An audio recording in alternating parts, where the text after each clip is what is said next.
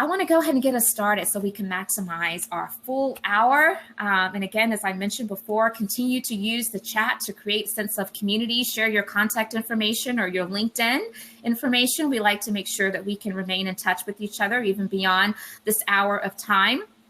But as I mentioned, I'm Dr. Nika White, and I serve as the Principal Lead Consultant for NWC. I'm being supported today by my colleagues who are all backstage, helping to make sure that today's event is well produced seamlessly. And so I appreciate each of them. Let's go to the next slide. I want to give you a little bit of information about what you have to look forward to. So next week, we have a great show set up for you, another great VodCast where we have joining us Reverend Neil Thomas on March 12th. And he is a special guest that particular VodCast, and my colleague Natasha Portskova is going to be leading that conversation.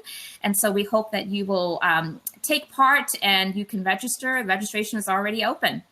And then the following week, again, we're here every Friday. My colleague Lauren Decay is going to be hosting, and we have Rhodes Perry that is going to be joining us. And I really look forward to that conversation on March 19th.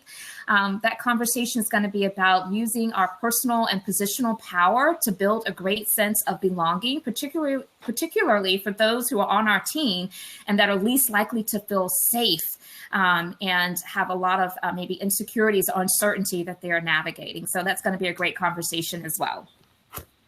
Next slide, please. So we've been promoting this for the past several weeks now. We want to continue to do so, but I will share that I am super excited about having Karen Catlin to join us for our spring book club. You all may be familiar that we did a summer book club last year with Minda Harts of The Memo, and it was so well attended and really rich conversations. And so we look forward to welcoming Karen Catlin. She was actually one of our VodCast co-hosts a few weeks back, and we talked about her book, Better Allies. And she has a new second edition that she just recently released. And so you want to go purchase the book and then register. And then there are going to be two separate dates, April the 22nd and then April the 29th from 8 to 9 p.m. is Eastern, where Karen is going to join me. And we're going to be having live interactive conversations just about content in the book and ways in which we can deepen our commitment to allyship. So I really look forward to that.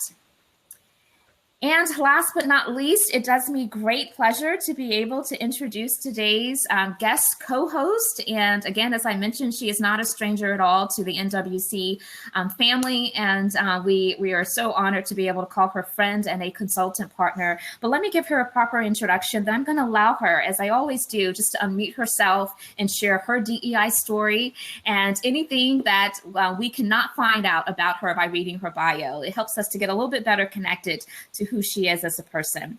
Shalynne Jackson serves as the City of Oklahoma City's, OKC, first Chief Diversity and Inclusion Officer, the first. So she is making history. In this role, she is responsible for establishing and overseeing the development, implementation, and operation of the city's diversity and inclusion priorities, including strategic programs, procedures, and policies. Prior to joining the City of Oklahoma City, Shalynne supported strategic DEI initiatives for Fortune 500 companies, Walmart, Dollar General, among a few. And in 2020, she was recognized as Oklahoma's inaugural Oklahoma HR Diversity, Equity, and Inclusion Awardee, very deserving. She has served on various boards and was most recently the VP of Diversity for the Tulsa Area Human Resources Association, TARA. And I will tell you that NWC had the honor of participating in that event in multiple capacities, and it was phenomenal. So we're going to talk about that, Shalynne.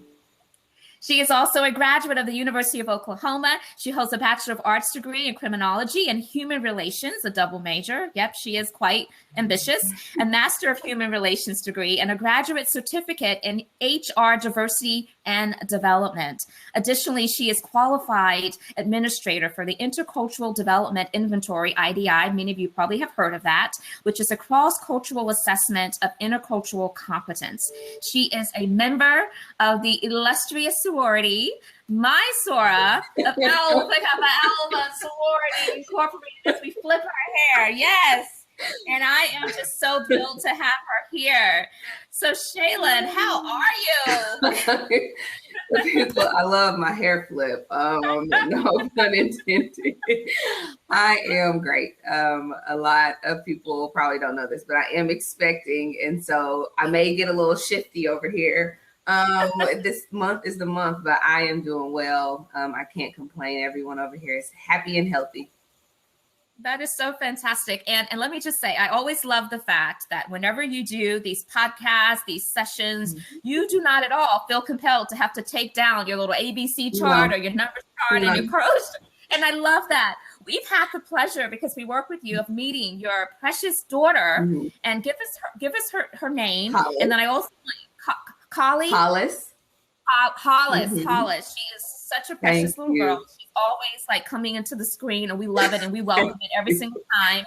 But I always want to point that out, because there are many people, especially now, they feel compelled to like make sure their space is all perfect and corporate like. And I remember once before I was hearing you speak, and you said, look, I'm not going to take this up and down every time that I have to get on camera. You know, this is my life. I have a daughter. We go over our ABCs and our colors. I love that about you. And that's part of your story. And so anyway, absolutely.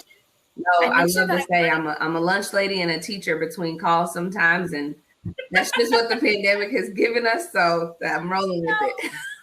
I love it, Shalynne. Thank you. So tell us your story, your DEI story. Again, what do we not know about you that we cannot read about you from your bio? We've given your credentials, but now we want to know you. Who are you, Shalynne? So I grew up in Tulsa, Oklahoma, was raised by a single mom with the help of my maternal grandparents. My father was incarcerated most of my life, and then was taken from us almost a year after his last run with the prison system. I'm a first generation college graduate. I was diagnosed with alopecia at the age of 6. I'm a mom, I'm a wife, and I'm a woman of faith. And I know that it's like, why would she start with those things? But that's who I am. And every single thing that I just named really makes me, and is why I do this work, because I really want everyone to be able to own all parts of themselves, the parts that society says is ugly, the parts that society says you shouldn't talk about it on a webinar. I want them to be able to own that and be free from the stigma and really walk in their purpose, which is what I feel that I'm doing. Yeah, and you do it so well, Shalynne. You really do. Your story is just remarkable. Your impact is remarkable. Your reach is remarkable. And I say that coming right off of the heels of the TARA conference that, again, I just referenced, we were able to have the honor of participating in. So first and foremost, congratulations on a well-done multi-day conference. So many moving parts and pieces. 2 years, I guess, in the planning, right? Was it 2 years? We didn't get 2 years because it was supposed to be last summer. COVID hit. We did a mini one, so we got a good 8 months, maybe 10 months. Wow. Well, it was executed beautifully. I know how hard it takes to organize something of that magnitude. And so just my hat goes off to you and all of your colleagues that worked alongside you to pull that off. What was your most memorable aspect of that conference? And feel free to tell a little bit about it for this audience who may not be familiar with it. Yeah, so the Return on Inclusion Summit is the largest D&I conference in Oklahoma. And it's biennial, but because of COVID, we actually had the unique opportunity to have a smaller one last summer, but to put one on this year and to commemorate the Tulsa Race Massacre. And so where it was stressful, it was definitely worth it to myself. And I have to say my team. What's really unique about that is it's community driven. Everyone's a volunteer. We do have in-kind support from TARA. So their administrator provides us administrative support. But to see this many volunteers really lean in and take, this so serious when they could step away and say, I'm not getting paid for this. That's just how you could see their heart for D&I. So really proud of them. But yeah, catch the next one in 2023. But it's a really good opportunity and I will say our sponsors make it to where it is accessible to people in terms of cost. That's one thing we're really proud of. A lot of times you see the conferences be pretty high, but ours is very, very affordable because we want to make sure that people have the opportunity to hear this great information. Yeah, and I think I saw where you had about 600 registered participants throughout the conference. And so it was just so well done. And I was grateful to have been asked to be a part of that. Okay, so you're in a relatively new role now. And I want to start and talk about it because you're moving from this role of not only doing this from a consultant capacity for your own business, but then also you have been doing this work for a lot of corporations, as we have articulated to this audience. And now you're doing it for a whole city. I mean, so there's got to be some differences maybe in the approach, or I mean, let's just talk about, let's talk about what you are expecting. Because again, it's still a relatively new role for you. So I know that you're still kind of navigating it, but what do you anticipate some of the main differences being in terms of planning this work for a whole city versus now doing it for an organization? Yeah. So I will say that a lot of the nuances or a lot of the foundation is the same, and a lot of the challenges are the same when it comes to people being resistant. What I'm already finding out, and Monday was I just hit 30 days, just hit a month. I started February 1st. But what I'm already seeing is the biggest difference is the politics. And obviously, the corporate world or the private sector, there's politics in every company. I don't care what company we're talking about, there's politics. But this is true politics because it's the government. And so it's quite different, even, just how accessible or how vocal people are about me personally. And I will say that I really truly feel prepared for a time such as this, because if it was a few years ago, a lot of it would get to me. But I do know, I will tell you, not reading the comments is a real thing. Yeah. Just don't read the comments, but just people's, they have the ability, since this is a public role and, taxpayers, they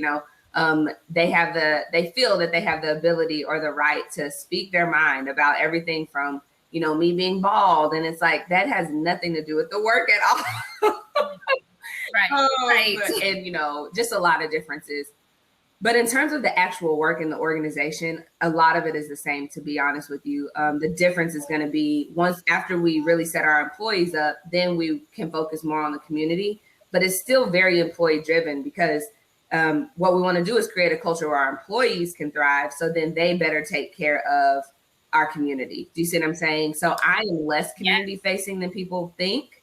Not that I don't face the community, but really I am trying to we will set up our employees to feel that they are empowered and they are included, and they will then better take care of the community. Not that they have great customer service now, but it's just something about whenever you're included, you just lean into your work a little bit more, right? And you'll take that more serious.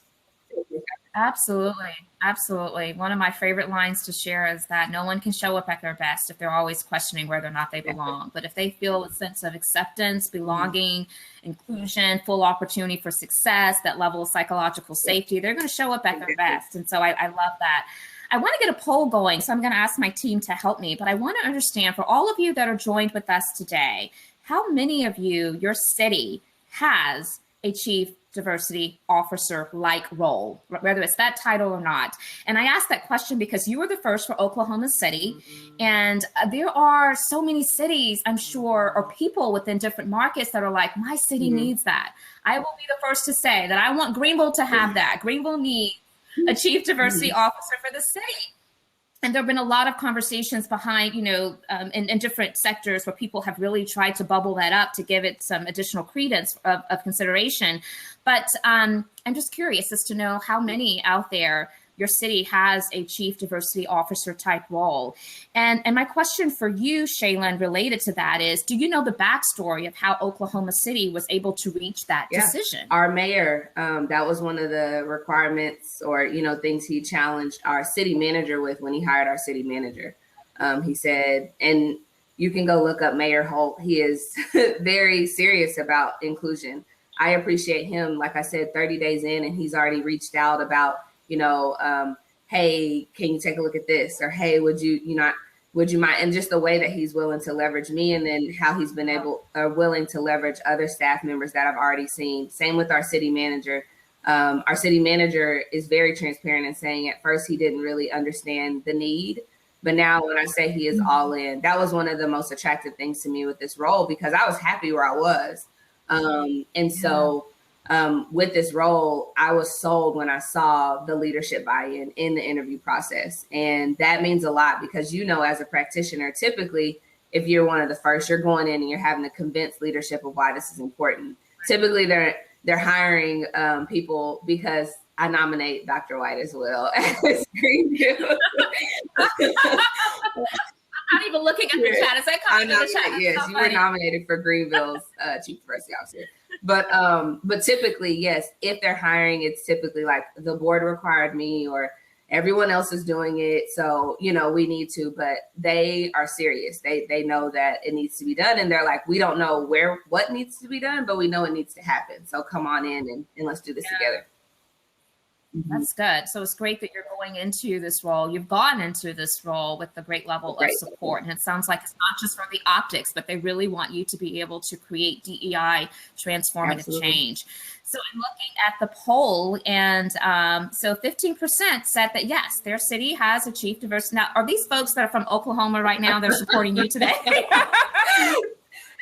I don't know. Could be. But listen, the question still remains. And so, and then about 64% said no. And then we have about 18% that said unsure. So for those of you who are unsure, that's your homework assignment. Do some digging to find out, because again, you're here today because you value this conversation, obviously, about diversity, equity, and inclusion.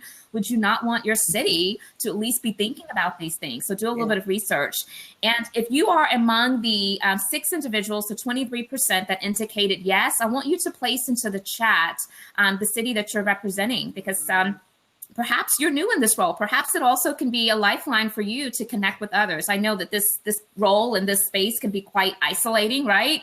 And, it's always good to be able to have connection points to others that are doing similar work. Great. Okay. So let's talk about mentorship, because that's really, let's talk about mentorship. So talk us through it. What is it? What it's like in practice? What are some of the things that we need to debunk that people assume that it is and really it's not? Let's talk about mentorship. Yes. So mentorship itself, I like to say a mentor develops, supports, encourages advancement, and offers insight. And they really take an approach of where they take you under their wing. But what I have found in my mentorship relationships is that's also where you can be very honest. That is where you do say, I am struggling. That is a person that you can call whenever you are in tears. That is a person that you can, celebrate with. They can see the good, bad, the ugly. They can see all of that. Sponsorship, on the other hand, like to say they drive, promote, enable advancement. So not encourage, but enable. And then they champion visibility.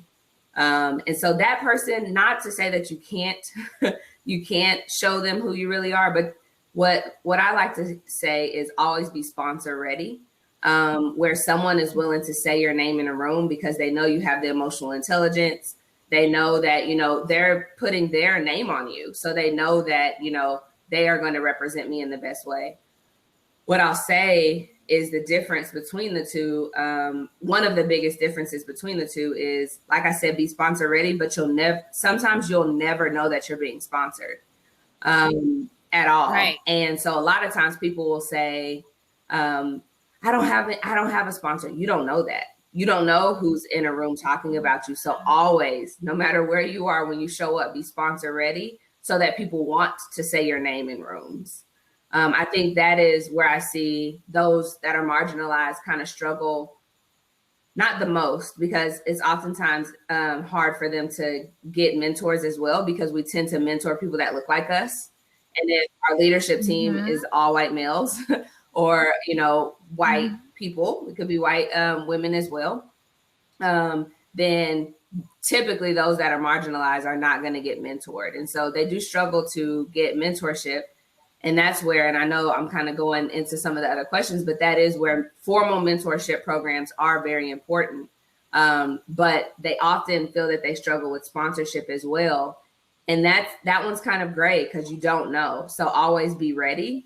And then just be willing, in my opinion, be willing if you have a relationship with people to see if they are a sponsor, but you don't always know. I don't know who's saying my name in a room.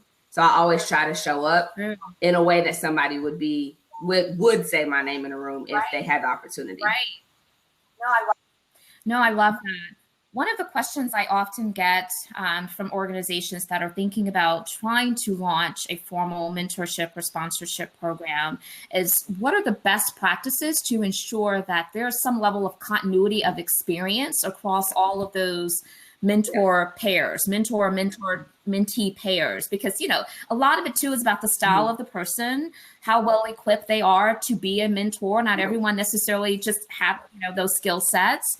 And so what would be your advice for organizations that are looking to create some level of continuity and quality experience with those relationships? One, I'll tell you, I'm really big on the mentor circle model. So is that what you have, mentor circles up there?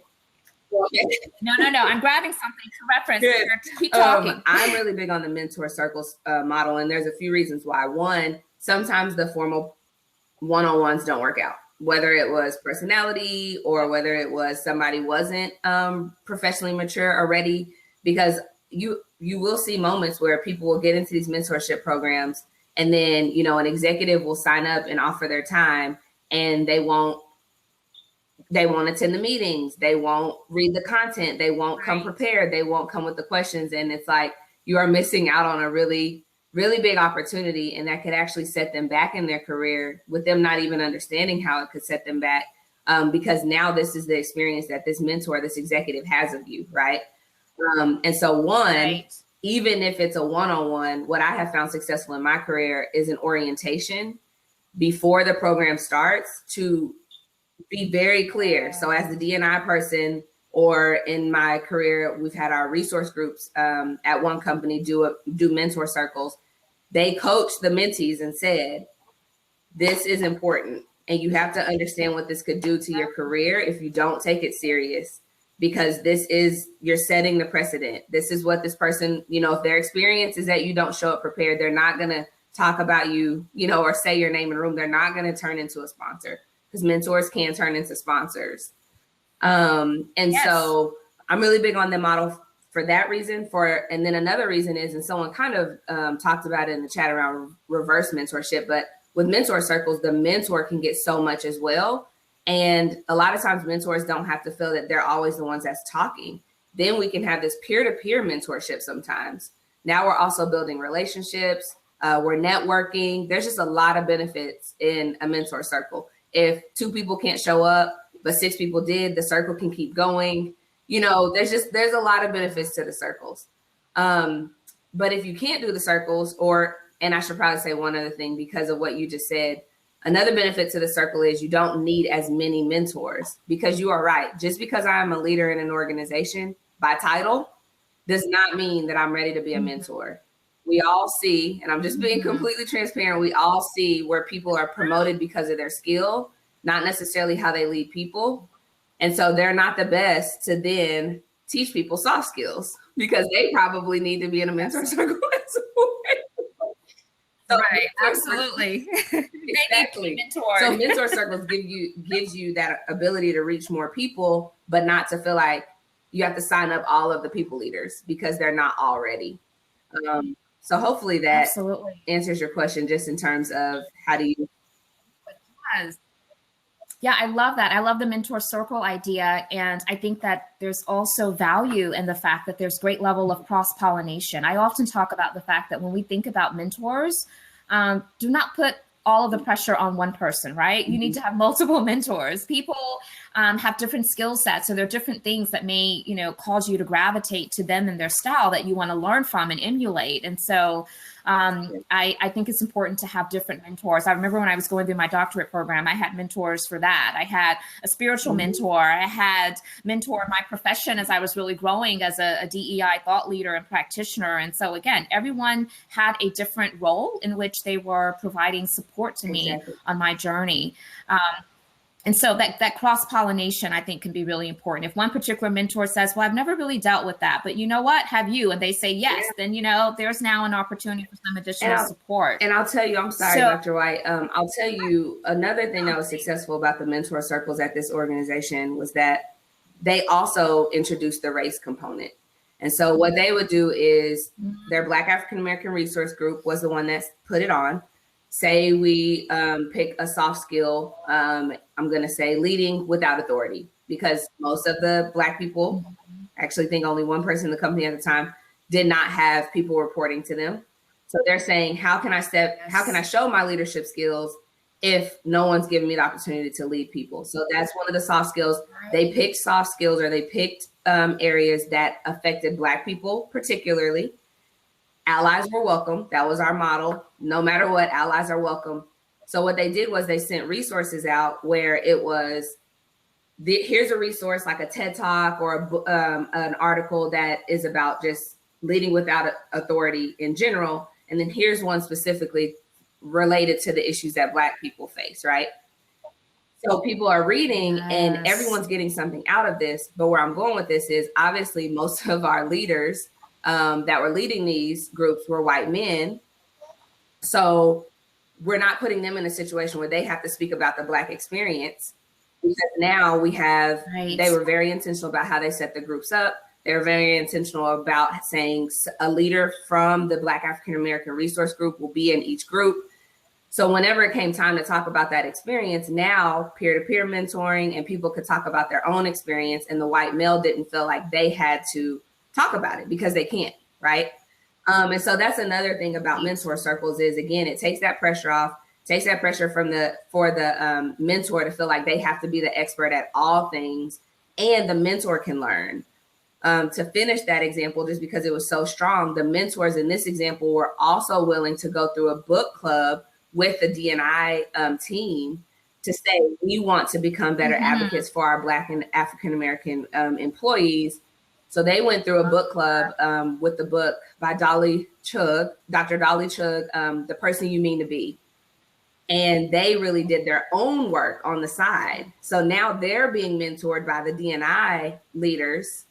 And then they have these mentor circles growing. So I know, hey, Luana, I know that was a lot that was loaded, but I just wanted to really, really talk about the beauty of mentor circles, because you really do have this opportunity to cross-pollinate and really lean into some difficult conversations and not put the mentors in a situation where you have to be the expert. So now tell me about the Black experience. Tell me about, women's experience, or whatever it may be. Yeah, no, Shalynne, that is so good, so intentional, so deliberate. This is what I love. And this is what I mean when I talk about there's a difference between activity and impact. If you're going to plan something of this nature, make sure you think about how are we driving towards impact. And it sounds like this particular group did not leave any stone unturned. And so the person you mean to be is actually into the chat now for those of you who may be interested. But, I can't tell you how many times I've had white male colleagues, that have just reached out to me to say, hey, Nika, I know of this high potential minority female or minority male that I think you would be a great mentor for. And really what they're saying is that I don't think I'm equipped. And I think that that's something we need to solve for. And you all have found a way to do that with the model that you have created. Because what tends to happen is those white men, and it could be even others that are part of dominant, populations, they will stay clear of trying to be a mentor and to coach because they fear maybe I'll say the wrong thing, or maybe I don't have enough wherewithal knowledge to understand the lived experience of those individuals. And so I'm just not going to provide that level of coaching. And then that perpetuates the problem, because it prevents, again, well-deserving individuals that may need some additional grooming and attention to help them to, chart their trajectory of career success, but they're not getting the coaching that they need. So I love that you all have taken it a step further to think about that. This group, it was you're right, intentional, because what also came out of this was, from what I hear, so I had left the organization, but from what I hear, the next round, this is when a lot of the shootings were taking place. And the mentors, this next group of mentors were going through their, cohort. And what I'm told is that, and this is beautiful, is that whenever the shootings were taking place, they found themselves looking to the D&I team to say, can you give me resources on this? And one of them said, it's our responsibility to go find this. They set up a Microsoft Teams to start then sharing resources on these shootings and how it's impacting Black and brown people. That is the beauty. So we went from just mentoring So now we're building advocates, Yes. and now we're building allies, and they're getting more comfortable to say, hold on, wait, this is our responsibility to go educate ourselves. Let's create this team and let's talk about it. That's D&I right there. Yes, absolutely it is. Versus expecting their marginalized colleagues to have to be the one that are reliving some of the trauma and being triggered by those experiences by having to educate, go do it on their own. I love that. The recognition of, let me do this on my own. That is huge. That is one of those DEI practitioner big wins that you write about in your journal and you go back and reflect on it when you have 4 days. To your point, for sure. From a D&I practitioner standpoint, because I'm sure there's a lot on this call, you learn to celebrate the big and the small wins. To me, that one is a big one. But let it happen naturally sometimes. Like, we get so frustrated, like, why are the white men not doing it? When they get comfortable, like, no one wants to be taken too fast, especially when it comes to dealing with difference. So sometimes we just need to show people grace and realize that we'll never go fast enough for some and slow enough for others, but slow and steady wins the race. Because if you take people too fast on this journey, you will lose them. And it's harder to get them when you've lost them once than it is the first time around. That is so true, Shalynne. That is so good. I love it. So I want to introduce one other point about mentorship. Then we're going to shift, and I want to talk more about sponsorship. And again, you've touched on it, but I want to go a little bit deeper into how those relationships are distinct from mentorship. And what I want to share is that we can't always assume that people even know how to go about seeking a mentor, right? We need to, I think we need to be thoughtful as leaders and as allies to try to help people to understand what is an effective way of even considering, why do you need a mentor? What role do you want that mentor to serve in? What's going to best serve the relationship, and who's, what the responsibilities are on both ends. And so I talk about this in my book. I usually don't even bring my book into the conversation, but I want to do so today. My first book is entitled The Intentional Inclusionist. And there's a chapter that deals with mentorship, which is why I was so excited about this topic. And it's entitled Lift, Climb, Mentor. And I tell this story about how there was a young lady in my network, how she reached out on LinkedIn, and I knew of her, she knew of me, but we weren't really closely connected. And she said, Dr. White, I've been watching you. I see your leadership style. I want you to be my mentor. Will you mentor me? And one of the first things that I always say when I get that question is, well, let's talk, let's meet, and I want to understand, what does that look like for you? I may not be the best fit for you, right? That's first and foremost. And so we met and we talked, and I still did not feel like she had full clarity around what she wanted out of that relationship. So I challenged her to go back and spend some time. And then within maybe a couple hours of that meeting, she sent me an email. And this is what she said. She said, you asked me to communicate what I'm seeking from the relationship. And this is what she wrote. How can you help me? Continue to challenge me with thought-provoking questions. Offend me if necessary. Teach me to collaborate and build meaningful relationships. Share your failures and how you overcame them. Help me to set realistic goals and develop action plans.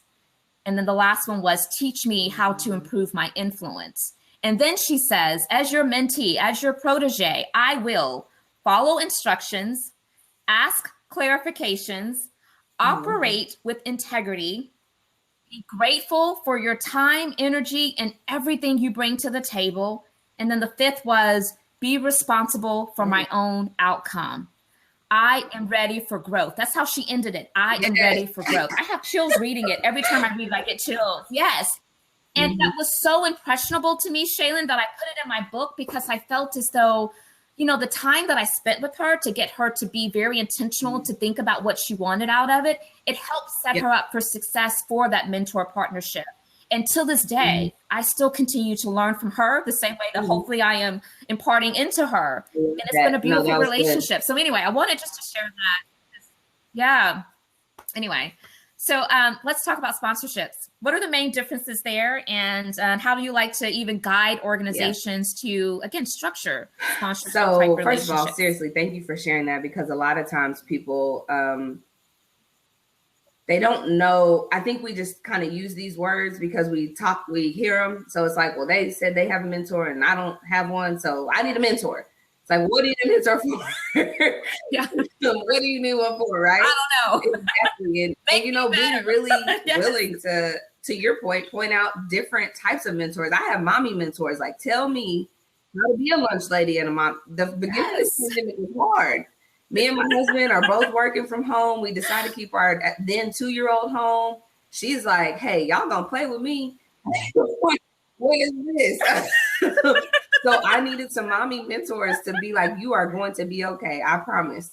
So thank you for that. But as far as the differences, like I said, really the biggest one that I have seen is that with sponsors, you do want to be more polished. You do want to make sure that you are sponsor ready. So that way they know if, someone's talking about a project and they're saying, who can take this on? Shay can do it. Dr. White can do it. They're going to say the name. And you might not even know. You may not even realize that it was through a small interaction that they realized your capacity, right? So always in every email communication, in everything that you do, making sure that people are watching and they're taking notes and they're filing your name somewhere. They're filing your name on the I will speak for her or absolutely not, right? Both categories exist. You only pass at the water cooler, but you don't know what email that person was on and they saw how you came for so-and-so, or you don't know how that person sat in the back of the auditorium and saw you present and was like, the next time that we need someone to present for this department, I'm going to say this person's name. So always being ready is the biggest thing. And then with mentors, I do feel that at least how I approach mentorship, I really do try to make it mutual.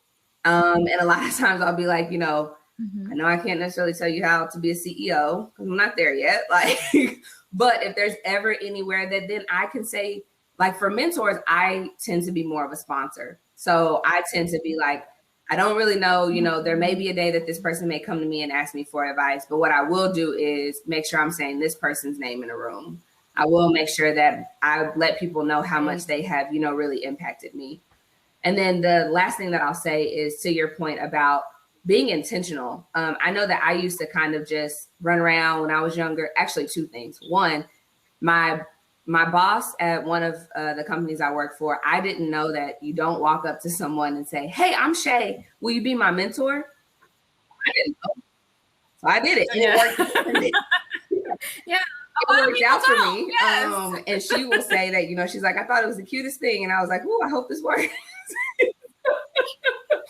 But she was the D&I program manager. I had never heard of this type of role. And I'm like, I'm there. I don't know what this is, but I'm there. And so one, not necessarily putting people in that situation, because to your point, Dr. White, not everybody is ready. Even if it is an executive, I have a mentor in my life that's really clear that, to your point, whenever someone says, will you mentor me? She'll say, let's meet and let's talk about what you need. And if she finds that, Luana, you're laughing because she knows about that interaction when I was like, will you mentor me? But this executive says that she'll meet with people. And then if she's not the right person, she will try to find a mentor for them. But she's really clear that one, even capacity. So being respectful of people's time. That's why I love that your mentor said, I respect your time. But capacity wise, she can't take on the world. She couldn't, take on 10, 15 mentees and really make sure that they're quality mentorship relationships. But she does try to hold herself accountable for pairing, especially when it's women. She really tries to make sure that she helps find a mentor for them. I love that. Let's lift as we climb. Even if we can't take that on, then how is there someone else we can connect that individual with? I love that. So you started to touch on this, but now I want to ask this question very deliberately. How has mentorship and sponsorship impacted and shaped without mentors and sponsors? I don't even know where I would be. I take mentorship very seriously, and I can even say this.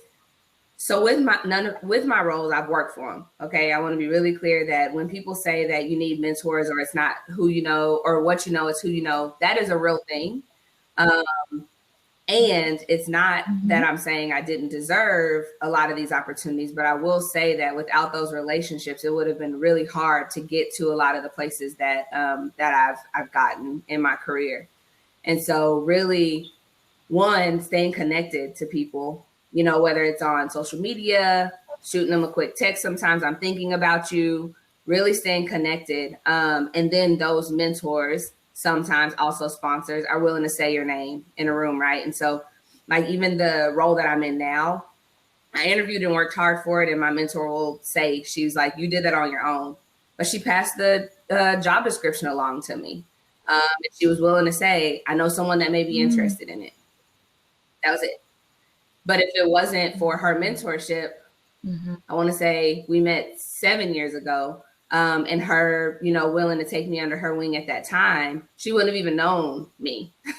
And if I wouldn't have stayed connected, you know, she wouldn't have known where I was in my career. And so things like LinkedIn, especially LinkedIn for a professional standpoint, but for her, we stayed connected on Facebook as well. Really did wonders for me because she was able to also follow me in my career. She was able to see things that I was doing, even though we weren't in the same organization. I'll say another thing that mentorship has done for me in my career, and I don't know if you all can tell, but I am very, I go ask for what I want. And so one thing that was pivotal in my career, what I was getting from a lot of white men was keep doing what you're doing. And it was like, no, I know that, but to your point earlier, there may be stigma in how I may respond to whatever feedback they have. They may be fearful until they get comfortable giving that feedback. That's just what it was. So I went to a white male that I really respected. I had been gaining a relationship with. I said, look, I'm not getting direct feedback from white men, and I need you to tell me what I need to do differently. And this person was an influencer. This person was an SVP. So this person, you know, I knew potentially was in rooms where people were either saying yes or absolutely not to Shay. I need you to tell me how I'm showing up. Yeah. And I need that support. Yes. He said, put some time on my calendar. I went, and baby, he had a list of what good and some opportunities. And to this day, I respect and appreciate it so much. But I had to ask for that. He didn't know I was looking for it, right? He didn't know that I wanted that. And so I will say how it has impacted me. I've been very intentional in seeking feedback as a gift. I love feedback. And as long as it's from someone that I respect, even when it's tough, let's talk about it. And so that's really how it has. And then I'll say with the sponsorship. So I've talked about mentorship with the sponsorship, how it has impacted me. I've been blessed to know some of the times that I've been sponsored, or sometimes it's just apparent when a person will send you a job description. I have another mentor who has sent me a few job descriptions and, you know, hey, wanted to know what you thought about this. That's them saying that I'm willing to sponsor you as well, because they thought about you, right? These are people that are thinking about you. And so I'm very grateful for the people in my life that has been willing to give me the tough stuff, tough conversations, and has been willing to also put me in positions where I can grow, put me on special projects.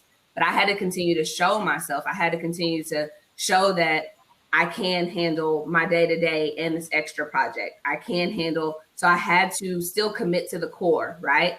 The core work still has to be done, so that people know I can take on the extra to continue to show my abilities.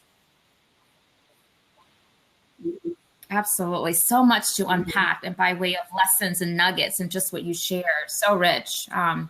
So I want to shift now to questions because we have a number that have been presented into the chat. So I'm just going to start taking them one by one. This first question comes from Antonia. And so thank you for your question, Antonia. And the question is, what are your thoughts about reverse mentorship? Like I said, even with the mentor circles, I'm down. Even what you said, Dr. White, in terms of you continue to learn from that individual. Mentorship really should be two-way. And so I believe firmly in it. And like I said, even with the gentleman that I went to and said, look, I need a white man to tell me, like, read me my cards, tell me about myself. He then gave me the opportunity. He said, whenever you come, I want you to also tell me some things I could improve. That's volume to leadership, to be able to say, like, I know that I haven't arrived, right? And so I truly believe in it. No, that's really good. Where I have seen and popularity grow around reverse mentorship would be knowing that we have multi-generations in the workplace right now, needing to ensure the environment is set up for all generations to be able to be successful, knowing that not everybody likes to receive information, even operate from a work perspective in the same manner. And so I've seen a lot of organizations put reverse mentorship programs in place for that very specific purpose. So another question, this one's from Inez. How many people would you put in a mentor circle? It how is many going to depend mentors on and how many company mentees? size and obviously like interest. But what I have seen in the couple that I have either participated in or put on is 6 to 8 is about the amount that you want to, because you want to give room for the people that can't make it, and stuff happens, life happens, right? The ones that can't make it, for it to keep going, but you don't want it to be too big that the mentor feels overwhelmed, because it's like, look, I'm leading a whole team. Sometimes in these situations, I'm leading a whole business segment. Now you want me to take on 20 people that's going to be emailing these things. You want it to still be where they can have that personal, those, personal relationships. So 6 to 8 is what we have seen. As far as how many mentors, I can't necessarily say how many mentors in total, because you don't know how many people are going to sign up.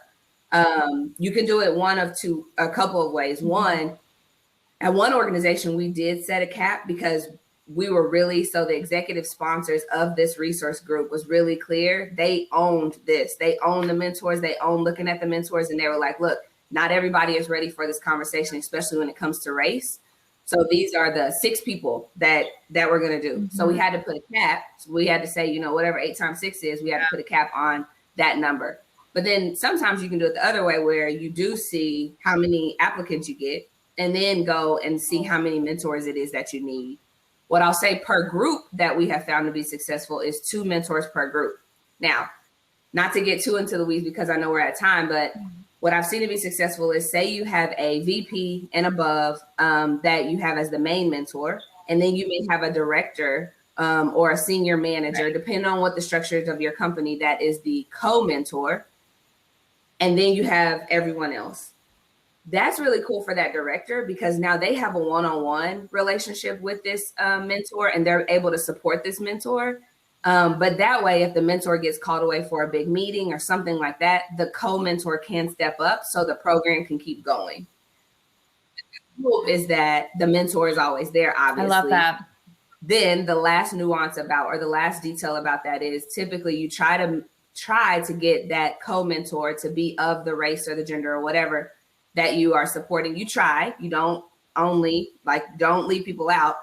But that way, if this mentor is uncomfortable with this topic, they have that one person they can talk to say, I'm struggling here. Can you explain it to me more before we go into this meeting so I can have a better understanding, or I can be a better ally? Or in that meeting, so-and-so said this. Can you please break that down for me? Now we're getting that reverse mentorship in those relationships. Absolutely. No, that's good. That's good.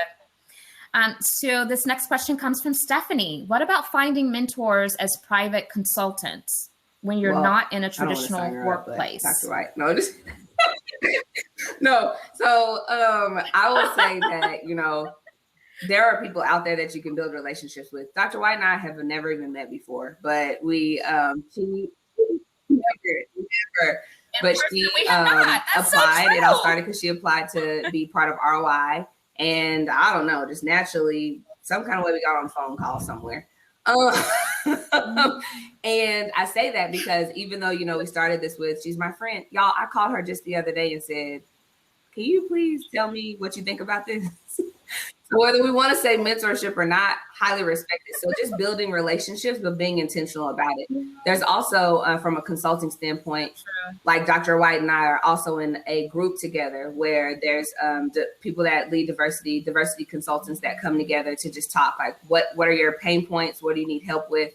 And so looking for a group like that or starting a group like that is really beneficial as well. Mentorship doesn't always have to be this just formal, like, Dr. White, can we meet every month from 11 to 12? It doesn't always have to be that. It's those people that that you could call and say, I think I just stepped in it.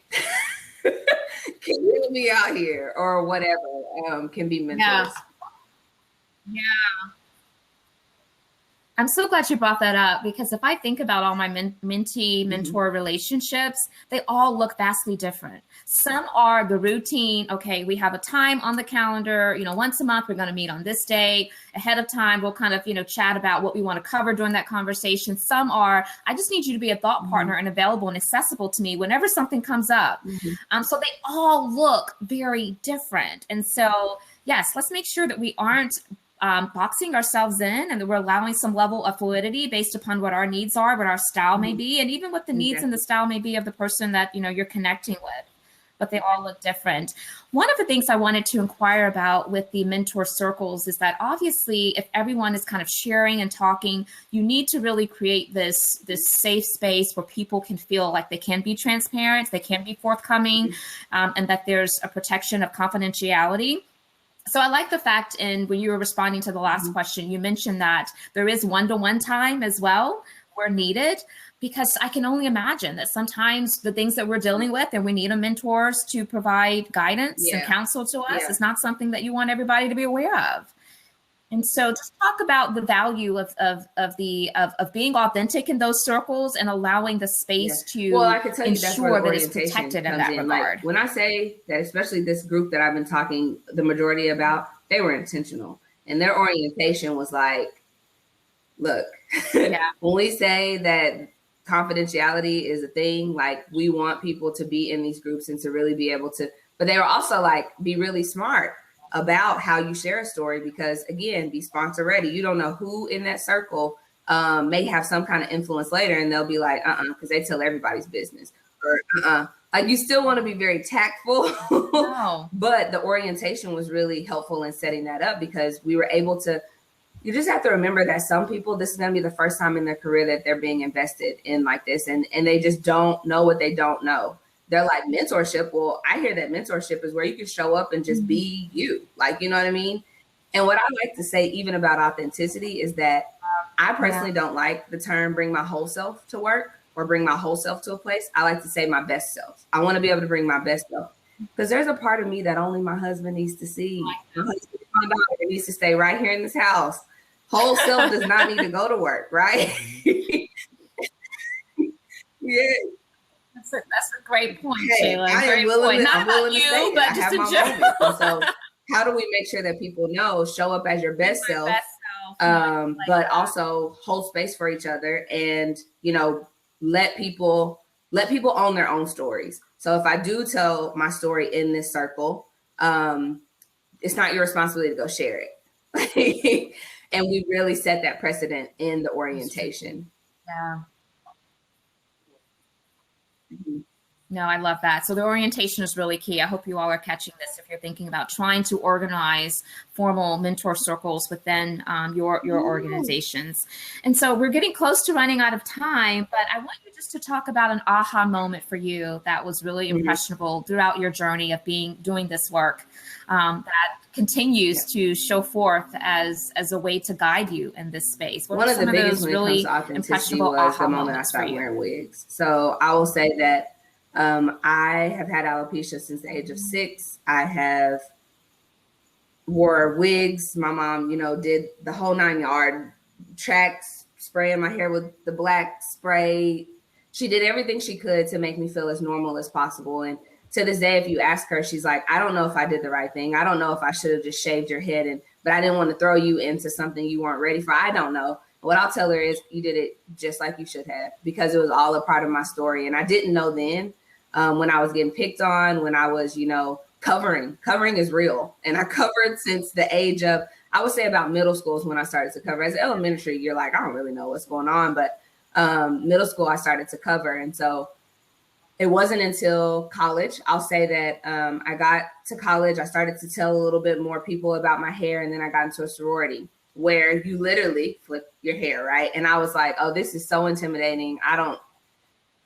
All these girls are, and hair equals beauty to a lot of people, but also hair equals professionalism to a lot of people. Because how many stories have you heard where I wore my afro and someone said it wasn't professional?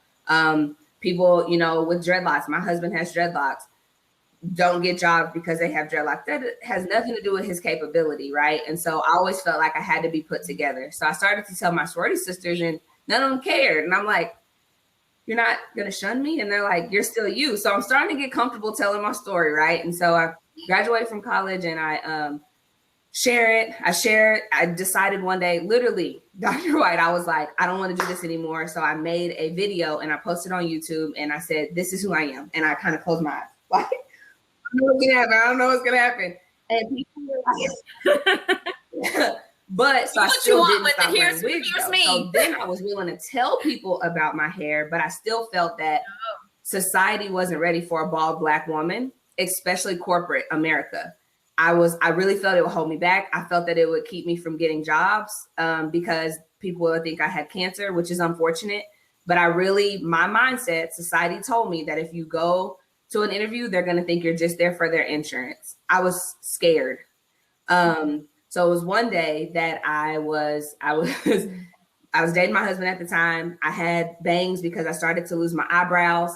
And they were itching. And I remember a Thursday, I called my husband, my boyfriend at the time, and I said, I don't want to wear wigs anymore. And growing up, I was like, what man is going to want to share a razor with his wife? Like that, no man wants a ball. Joke's on me. My husband has dreadlocks like down to his So I called him, and he's like, yes. I called him. He really does. Like, okay, stop. And I'm like, you don't care? He's like, no, stop wearing them if that's what you want to do. I support you. I'm like, okay. So I called my mom. My mom's like, I've been waiting on this moment. I'm like, so no one cares that I don't want to wear wigs anymore. Like, what is going on? So I stopped wearing wigs, and I said, you know what? This is the aha moment right here, though. I said, how am I to say that corporate America is not ready if I don't give them the chance? How do I say that they're going to deny me if I don't give them the chance? And when I say that Friday, I even told myself, just do it on a Monday. And I was like, no, I'm doing it now. And so that Friday, I remember vividly a man walking into my office, a white man saying, why'd you cut your hair? That conversation was so important to me because it was the first time I was able to say I have a disease. He sat down and we talked and we built a relationship. And to this day, I don't want to get emotional. To this day, I love that man. And he doesn't even know how much I love that man because he gave me permission to be me. Since then, I was promoted because I was walking in my fullness. I wasn't worried about who was going to touch my hair, who was going to ask about my hair. I was then able to walk in my fullness, embrace all of me, not worry about who was going to ask these questions. And I got hired at other companies. I got promoted. It didn't stop me, but you couldn't have told me that it wouldn't have. So anyway, sorry, I don't want to get emotional. I know, I'm dancing in my seat. No, you're fine. I'm loving this story. This is such a gift to this community, by the way, you sharing your story and standing in your truth with such great confidence. You're freeing so many people, whatever everyone has what I would refer to as an alopecia, right? Whatever that is for so many people, you are freeing a lot of them right now just in sharing your story. And I think that's what's so beautiful about us being willing to stand in our truth and know that we still are whole, we still are enough, we still are worthy. And what I really emotional, I'm not even sure why. They don't want you but for those reasons. You don't need to be there anyways. And so I really had to be okay with that. If somebody is like, nope, she's only coming for the insurance. If that's what you believe, I don't want to be at that organization anyways. But at the time, I didn't know. I was like, I'm gonna be stuck. No one's gonna want me. I'm just gonna have to. Because you don't walk into an interview saying, I have alopecia, don't worry. Exactly. Yeah. So that's why I do this work. I want people to feel how I felt on that Friday. I want everyone to feel, whether it is your sexual orientation and you want to post a picture of your family in your cubicle and you don't. I want people to feel how it feels to post that first picture and to say, this is my family. This is who I am. This is who I love. And I am here to be the best employee I can be. So where's the work? That's what I want. And that's why I do this work. And I need to chill because I'm getting emotional. I am too. You know what? I am so glad I saved this question for last because you are ending us on such a tremendous high. I've seen words like, this is so liberating, amazing. So people, you're getting so much love into the chat. So I hope that you will take a moment and review it and just, really appreciate the gift of your voice to this community and many others that are going to be exposed to it even beyond today. And so this is why we love you, Shalynne, because you bring your best self to every environment, and we all get to benefit from it. And it's such a joy and pleasure to work with you, to see your growth as a practitioner into this space. And I'm just so excited for what's to come. And so thank you so much for sharing with us today. We're at the hour, and wow, this hour has gone by so fast. And so I want to thank each of you for joining us as well. I hope that you found this to be worthy of your time. And if it has been, then feel free, once we share the replay, link that you share with others. Thank you. And thank you, Dr. White, for always answering my calls when I say, what did I just do? Thank you. Of course. Listen, if you stop calling, I'm going to start worrying. So no, I'm here for you, Shalynne. I'm here for you. We're rooting for you, and great blessings on delivery of the new one that's to come. Is it any day now, or like this any day now? I'm just glad it didn't happen this past hour. Bye, everyone. Great. Fantastic. We'll talk soon. Take care. Bye-bye. We'll see you all next week.